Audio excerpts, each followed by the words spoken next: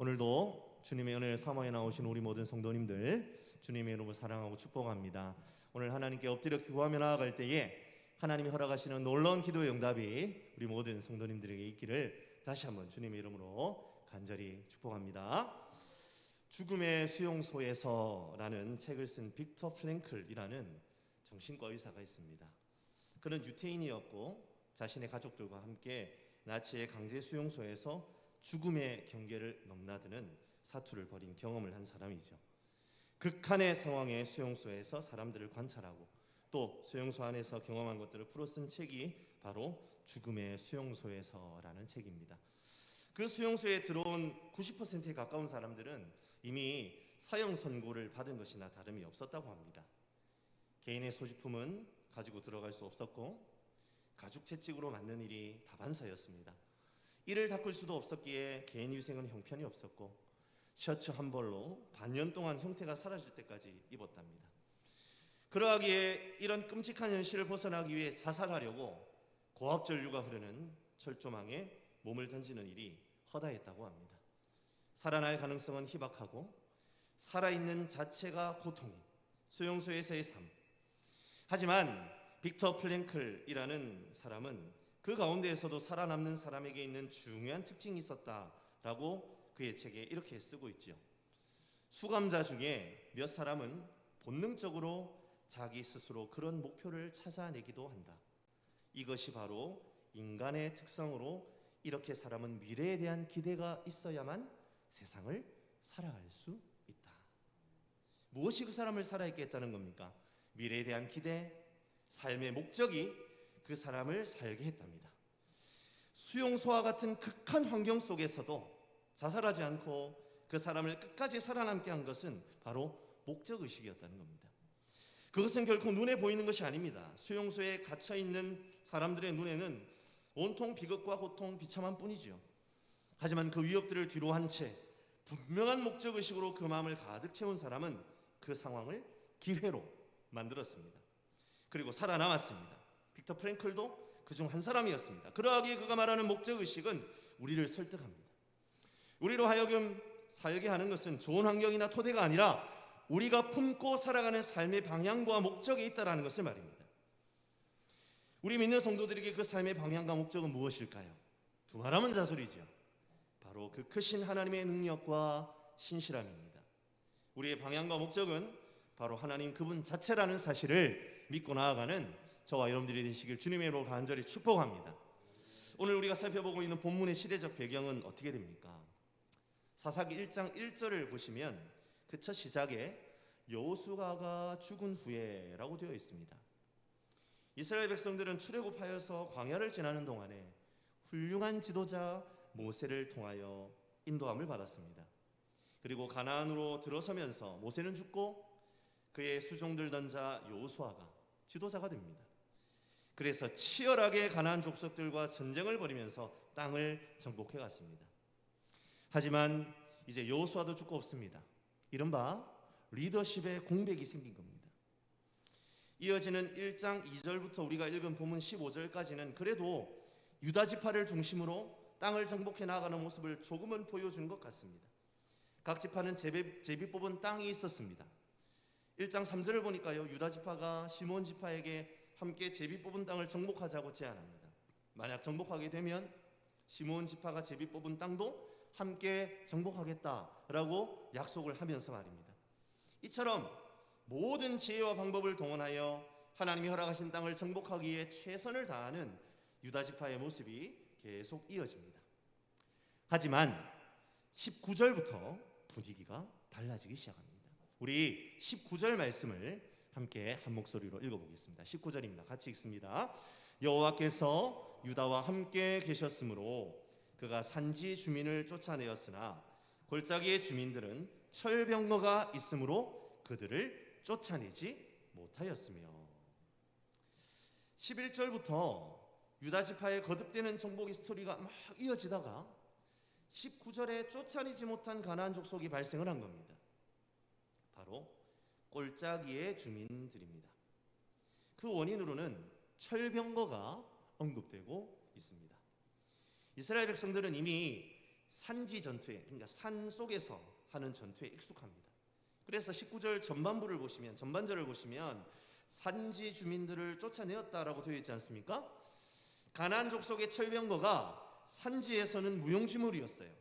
그래서 산지 주민을 몰아내는 일이 골짜기 주민을 몰아내는 것보다 상대적으로 수월했던 것은 사실입니다. 하지만 그렇다고 해서 골짜기 주민들에게 철병거가 있었다는 것이 패배의 원인이 될 수는 없습니다. 왜냐하면 여호수아가 살아있는 동안에도 철병거의 위협이 있었지만 그것들을 잘 극복해내었기 때문입니다. 여호수아 17장 16절에서 18절 말씀을 제가 한번 읽어드리겠습니다. 요셉 자손이 이르되 그 산지는 우리에게 넉넉하지도 못하고 골짜기 땅에 거주하는 모든 가나안 족속에게는 베스안과 그 마을들에 거주하는 자이든지 이스라엘 골짜기에 거주하는 자이든지 다 철병거가 있나이다 하니 여호수아가 다시 요셉의 족속 곧 에브라임과 므낫세에게 말하여 이르되 너는 큰 민족이요 큰 권능이 있는즉 한 분깃만 가질 것이 아니라 그 산지도 내 것이 되리니 곧 살림이라도 내가 개척하라. 그 끝까지 내 것이 되리라. 가나안 족속이 비록 철병거를 가졌고 강할지라도 내가 능히 그를 쫓아내리라 하였더라. 아멘. 이처럼 요셉 족속 즉 에브라임과 므낫세 두 지파를 일컫는 말이지요. 이 지파들도 이스라엘 골짜기에 거주하는 철병거가 있는 가나안 족속과의 전쟁을 통해 그 땅을 취해야 했습니다. 그들이 강력하기 때문에 점령하는 것이 쉽지 않은 것 사실이었습니다. 하지만 여호수아는 도전할 것을 명령하였고 두 지파는 그 산지를 취했습니다. 현실의 장애물에 굴복하지 않았다는 말입니다. 하지만 그렇게 잘 나가던 유다 지파였음에도 불구하고 이들은 이 장애물을 돌파하지 못합니다. 사랑하는 성도 여러분, 이렇게 말씀하시는 분들이 있을지 모르겠습니다. 에이 목사님, 그래도 유다 지파가 골짜기 주민들을 점령하는데 한번 삐끗했지. 다른 거 다 잘했잖아요. 그렇다고 해서 유다 지파가 실패했다고 말하는 건 좀 가혹하지 않습니까? 라고 말입니다. 예, 그렇게 볼 수 있습니다. 그들 나름대로는 최선을 다했으니 잘 못했다고 말하는 것은 잘한 것은 인정해 주는 것. 그러니까 잘못한 것은 잘못했다고 얘기하고 잘한 것은 잘했다고 인정해 주는 것이 더 상식적인지도 모르겠습니다. 하지만 성경은 굳이 골짜기 주민들을 점령하지 못한 것에 대해 언급하고 있는 것을 볼 때에 이 문제를 그런 방식으로 덮을 생각이 없어 보입니다. 생각해 보십시오. 우리가 생각하는 대로 다 잘하고 이것 하나 잘못한 것이라면 이 부분은 그냥 빼버릴 수 있지 않습니까? 그런데 사사기를 기록한 저자는 굳이 이 부분을 언급하고 있는 거예요. 그 의도는 명백합니다. 그냥 넘어갈 일이 아니라는 겁니다. 짚고 넘어가야 한다는 겁니다. 왜 짚고 넘어가야 하는지에 대한 이유는 다음 21절에 베냐민 지파의 실패를 보면 명백하게 알 수 있습니다. 우리 한 목소리로 21절 말씀을 같이 한번 읽어보겠습니다. 같이 읽습니다. 베냐민 자손은 예루살렘에 거주하는 여부스 족속을 쫓아내지 못하였으므로 여부스 족속이 베냐민 자손과 함께 오늘까지 예루살렘에 거주하니라. 21절 말씀은 유다 지파에 뒤이어 베냐민 지파의 땅 정복 실패에 대한 이야기를 다루고 있어요. 베냐민 지파는 유다와 에브라임 지파 사이의 동쪽 땅을 기업으로 얻었습니다. 그 기업 가운데 점령하기 가장 어려운 지역이 바로 예루살렘이었습니다. 그곳에 거주하는 여부수 족속 때문이었죠. 그리고 이 지역은 나중에 사사기 19장을 보시면 여전히 그 지명이 여부수로 남게 되는 것을 보게 됩니다. 무슨 말입니까? 베냐민 지파가 이 땅을 정복하는 데 실패했다는 겁니다. 그리고 오늘 우리가 읽진 않았지만 1장 22절부터 36절까지 이어지는 다른 지파의 정복의 역사를 살펴볼 때에 거듭하여 실패하게 되는 것을 보게 됩니다. 그렇다면 이 모든 실패의 출발점이 있다는 말이에요. 그 출발점이 어디입니까? 그렇습니다. 바로 19절에 유다 지파의 골짜기의 주민을 정복하지 못한 사건에서 비롯되었다는 겁니다. 그렇기 때문에 19절을 그대로 보아 넘길 수 없는 거예요. 사사기 저자는 유다의 이 실수를 크게 부각시키고 있습니다. 우리 다시 19절로 한번 돌아볼까요? 19절은 여호와께서 유다와 함께 하셨다라는 말로 시작이 되고 있어요. 그렇습니다. 철병거를 골짜기의 족속들이 가지고 있었다에 강조점이 있는 것이 아니라는 겁니다. 하나님이 유다와 함께 계셨다는 것이 강조점입니다. 하나님이 함께 하셔서 산지 주민들을 쫓아낸 것과 달라진 것이 전혀 없습니다. 그럼에도 그들은 골짜기의 주민들을 몰아내는데 실패했습니다. 두려웠기 때문이죠. 철병거가 두려웠습니다. 그 두려움이 하나님보다 더 크게 보였기 때문에 실패를 맞이할 수밖에 없었습니다. 사랑하는 성도 여러분, 오늘 말씀을 통해 다시 한번 우리는 깨닫게 됩니다. 우리에게 위기는 어떻게 오는 것입니까? 성도들은 언제 위기를 만나게 됩니까? 다른 것은 전혀 차이가 없습니다.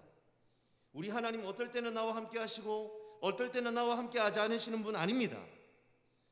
하나님께서 유다 지파가 산지 주민들과 싸울 때는 더 위력이 있으시고 강하셨지만 골짜기 주민들을 상대할 때 상대적으로 힘이 약하셔서 지시는 분이 아니라는 겁니다. 베냐민이 예루살렘을 정복할 때에 그곳의 지형이 너무 험하고 여부수 족속들이 워낙 막강하니까 하나님께서 야 베냐민 지파야, 야 도저히 안 되겠다, 다른 데 점령하면 안 되겠니? 그렇게 말씀하시는 분도 아니라는 겁니다. 하나님의 차원에서는 어떠한 것도 변함이 없습니다. 우리 하나님 신실하시고 전능하십니다. 하나님께서 제비 뽑아 허락하셨다면 맡아놓은 당상입니다. 이스라엘은 점령만 하면 됩니다. 그런데 문제는 뭡니까? 상대가 하나님보다 더 커 보이니까 점령하지 못합니다. 두려움이 문제입니다. 두려움이 우리로 하여금 실패하게 하고 주저앉게 합니다. 우리를 주저앉게 하는 것은 우리가 가지고 있는 자원이나 출신 성분, 남자냐 여자냐의 문제도 아닙니다. 그런 것으로 하나님의 약속이 흔들리지도 않습니다. 우리가 함께 읽은 16절을 보십시오. 모세의 장인과 그의 자손에 대한 이야기가 나오지 않습니까? 모세의 장인은 정통 이스라엘 사람이 아닙니다. 갠 사람입니다. 이방 족속이에요. 하지만 그의 자손들이 하나님의 언약 안에서 이스라엘과 함께 했습니다. 그들의 신앙을 보였습니다. 그러자 땅을 차지했습니다. 14절과 15절도 보십시오. 갈렙의 딸 악사가 온니엘의 승리로 인하여서 그의 아내가 되지요. 그러면서 갈렙에게 무엇을 요구합니까? 남방의 윗셈과 아랫셈을 달라고 요구합니다. 당시 가부장적 사회로 보았을 때에 여성이 무언가 상속을 요구하는 것 불가능해 보입니다. 하지만 하나님께서는 악사에게 그 셈을 얻게 하십니다. 남자냐 여자냐의 문제도 하나님이 기업을 얻는데 걸림돌이 되지 않습니다. 얻지 못하는 것, 실패하는 것의 이유는 단 한 가지입니다. 두려움 때문입니다. 눈에 보이는 그 무엇이 눈에 보이지 않는 하나님의 더 크심을 보지 못하게 하기 때문입니다. 지난 수요일 새벽기도 시간에 우리가 열왕기하 6장을 통해서 엘리사의 생도 중 하나가 물에 도끼를 받들인 내용을 함께 묵상했어요. 그는 빌려온 도끼가 자신의 손에 돌아올 수 없는 것이라 여기고 주저앉으려 했습니다. 이미 자신의 손을 떠나 연못 깊숙한 곳으로 들어갔으니까요. 겉으로 드러난 현실에 현혹되니까 하나님이 보이지 않습니다.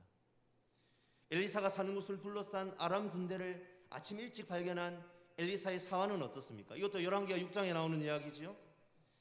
그도 겉으로 드러난 어마어마한 아람 군대에 기가 죽어버렸어요. 벌벌 떨었습니다. 그러니 하나님이 보이지 않습니다. 엘리사가 그 사환의 영안을 열어 불말과 불병거를 보게 해달라고 기도할 때에 보이지 않는 것이 보이니까 그제서야 안도를 합니다. 하나님의 차원에서 변화가 있습니까? 없습니다. 바뀐 것은 무엇입니까? 그렇습니다. 우리의 관점입니다. 그러하기 우리는 반드시 기억해야 합니다. 우리의 위기는 무엇에 달려있다고 해도 과언이 아닐까요? 그렇습니다. 현상에 우리의 시선이 사로잡히느냐 아니냐에 달려있습니다. 철병거를 두려워할 것이냐 철병거보다 더 크신 하나님을 두려워할 것이냐의 싸움입니다. 나를 둘러싸고 있는 환경에 눌리고 지느냐 아니면 그 환경을 뚫고 일어나 세상보다 크신 하나님의 힘과 능력을 나의 것으로 삼아 누리고 달려가느냐에 달려 있습니다. 사랑하는 성도 여러분, 위기라는 말은 위협과 기회라는 단어의 합성어라는 사실을 잘 알고 계시지 않습니까? 위기를 위협으로 만드느냐, 위기를 기회로 만드느냐는 결국 우리의 관점에 달려있다는 사실을 믿으시기 바랍니다. 내 시선이 성경적 가치관에 사로잡히느냐, 세속적 가치관에 사로잡히느냐, 내가 마주하는 세상을 대하는 방식과 태도를 그 관점이 결정합니다. 오늘 말씀은 우리에게 결단할 것을 요청합니다. 그리고 그러한 결단 가운데에 우리 하나님은 절대로 팔짱 끼고 계시지 않습니다. 그 결단을 사용하셔서 위협을 기회로 바꾸어 주십니다. 하나님의 백성이 더욱 형통하고 잘 되는 역사를 보게 하십니다. 그것이 바로 하나님께서 저와 여러분에게 기대하고 계시는 사실이다라는 점을 믿고 신뢰하는 저와 여러분들이 되시길 주님의 이름으로 간절히 축복합니다. 사랑하는 성도 여러분, 우리는 우리의 시선이 어디를 향하고 있는지를 날마다 점검해야 합니다. 우리의 환경은 언제나 늘 호락호락하지 않습니다. 언제나 우리를 절망으로 몰아넣으려고 준비를 하고 있는 것처럼 느껴져요. 그러하기에 우리는 결코 우리의 시선에 걸리는 현상에 매몰되어서는 안 됩니다. 어떻게 위기를 기회로 바꿀 수 있습니까? 우리의 시선을 보이지 않는 것에 맞출 때입니다. 바로 우리의 대장 되신 예수 그리스도, 나의 주 나의 하나님에게 우리의 초점을 맞추어야 합니다. 우리 하나님은 결코 눈에 보이시는 분이 아닙니다. 하지만 그분은 마치 우리의 손에 만지실 만큼 늘 우리 곁에 거하시는 분이시기도 합니다. 우리는 그러하기에 눈에 보이지 않지만 늘 함께 하시는 하나님을 바라보아야 합니다. 그 자체가 우리의 목적이 되고 우리의 삶의 방향이 되어야 합니다. 그것만이 위기를 기회로 바꾸는 방법임을 믿으시기를 바랍니다. 이를 위해 우리는 무엇을 해야 할까요? 우리의 시선을 땅에서 하늘로 돌려야 합니다. 우리를 짓누리려 하는 현상에서 눈을 들어 하나님께 초점 맞추는 몸부림이 필요합니다. 그것이 바로 기도입니다. 기도는 우리의 시선을 땅에서 하늘로 옮기게 만듭니다. 내가 당겨 쓸 수 있는 자원의 한계를 가지고 전전긍긍하는 것이 아니라 그것을 다 내려놓고 오직 하늘로부터 공급받는 것을 사모하고 기대하며 하나님께 초점 맞추는 것, 그것이 기도입니다. 그 기도가 우리 하나님을 만나게 합니다. 그 기도가 하나님의 능력을 덧입게 합니다. 그 기도가 나의 관점을 바꾸고 목적을 가지게 하고 우리의 삶의 방향을 바꿉니다. 이 시간 우리 그 기도를 드릴 수 있습니다. 그 기도의 자리에 나 자신을 드리기를 원합니다. 주여, 이 시간 나의 기도를 들으시고 나를 건져 주시옵소서. 세상의 자원이 아닌 하나님의 자원으로 날아오는 인생을 살아가게 하여 주시옵소서. 주께 그 기도를 드리며 전진하는 저와 여러분들이 되시기를 주님의 이름으로 간절히 축원합니다.